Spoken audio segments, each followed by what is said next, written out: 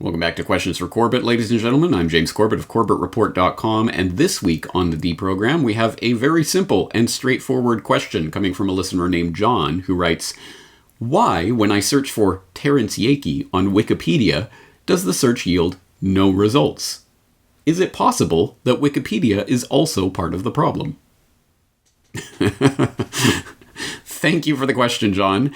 It is good sometimes to get a softball straight down the middle, right over the plate. So let's see how far we can knock this one out of the park. To answer your question very simply and very directly, yes, Wikipedia is part of the problem, or at the very least, people's unthinking reliance on Wikipedia is a large part of the problem. Something that I think will not be news to a lot of my listeners, but let's not make an ass out of you and me and assume anything here. We're all at different levels of understanding, so let's put some of this out on the table and make it explicit. And perhaps no better place to do so than by engaging in this little exercise that John has put forward here.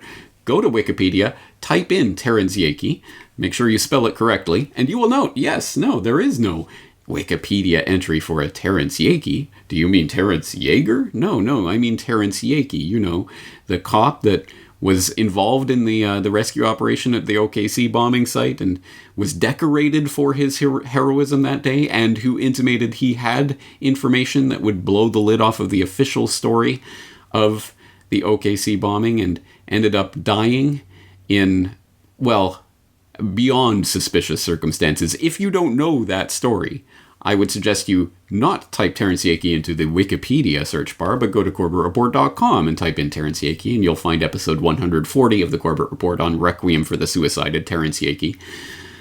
But just apropos of this story, that does raise the question of Wikipedia, and who gets to even determine what is worthy of an entry and what isn't, and then, let alone, further down the road, well, then what information gets included if and when something is deemed worthy of a Wikipedia entry? These are not academic or rhetorical questions. These are very real questions that have very real consequences. And this is the type of thing that I have mentioned quite explicitly in the past. For example, most notably back in Corbett Report Radio episode 220 on the Bastion of Truthiness. You might have heard me refer to Wikipedia in the past as the Bastion of Truthiness. Well, I went in depth about what that means and why I say that, and what are the real philosophical implications even of something like Wikipedia. But all of that exploration was 8 years ago now. That was back in 2012, so a lot of water has flown under that bridge by now, and things have progressed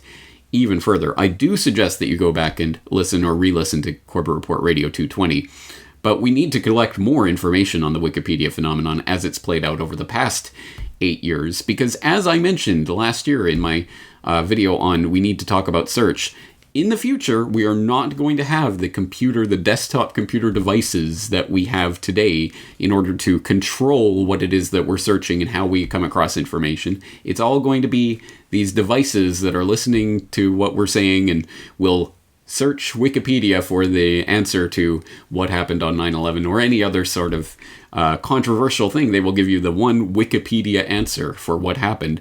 That's why these types of sites like Wikipedia that seek to become the centralization of all human knowledge, well, certainly they can be manipulated, can't they? And if they can, you can better believe they are being manipulated. And I'm not talking out my rear end here. There is real documentable evidence of that. I think my first flags about Wikipedia were raised at my first encounter with it, really, because I do recall vividly back in the early 2000s, I was working a job at a publishing company in Calgary where they were publishing, if not, school textbooks, but mostly school resource books, kinds of things, the things that you'd find in the school library.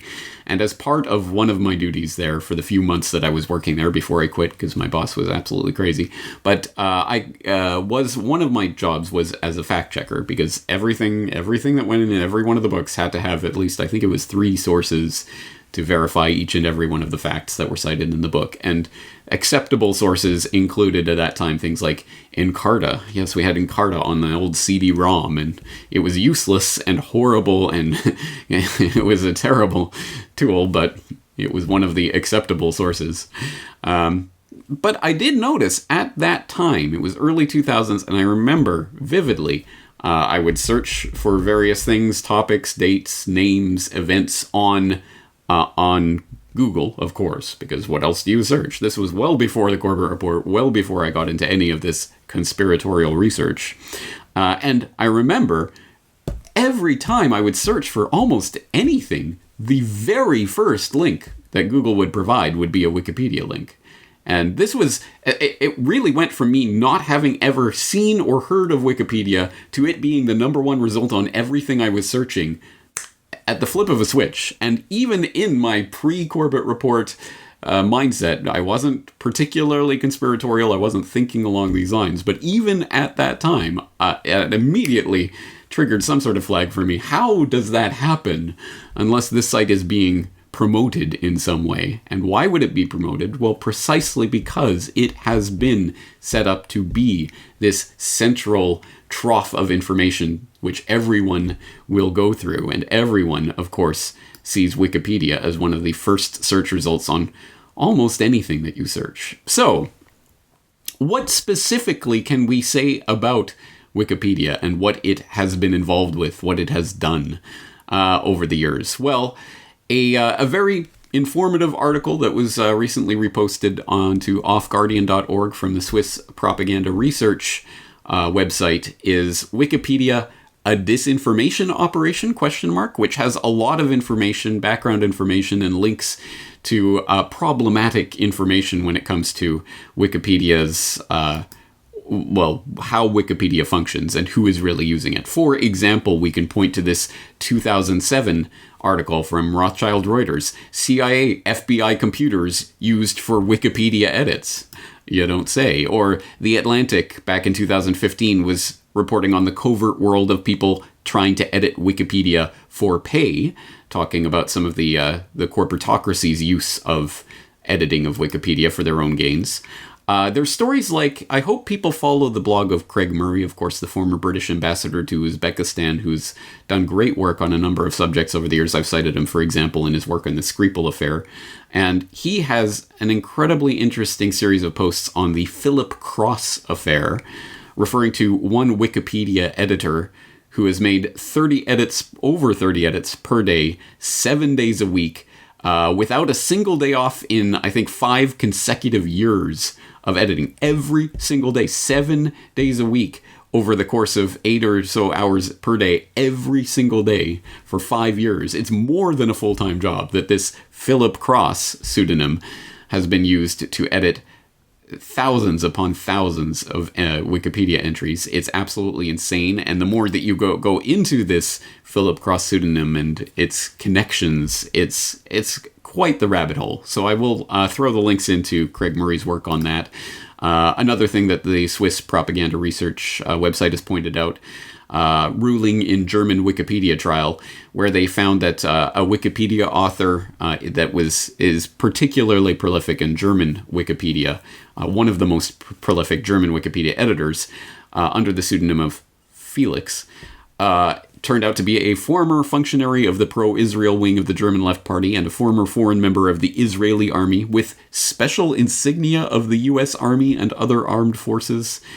Again, I think you get the idea of how Wikipedia and its pseudonymous editing structure can be abused. It could be abused by various governments, corporations, intelligence agencies, and oh yeah, by the way, time and time again has been exposed for being used in precisely that manner.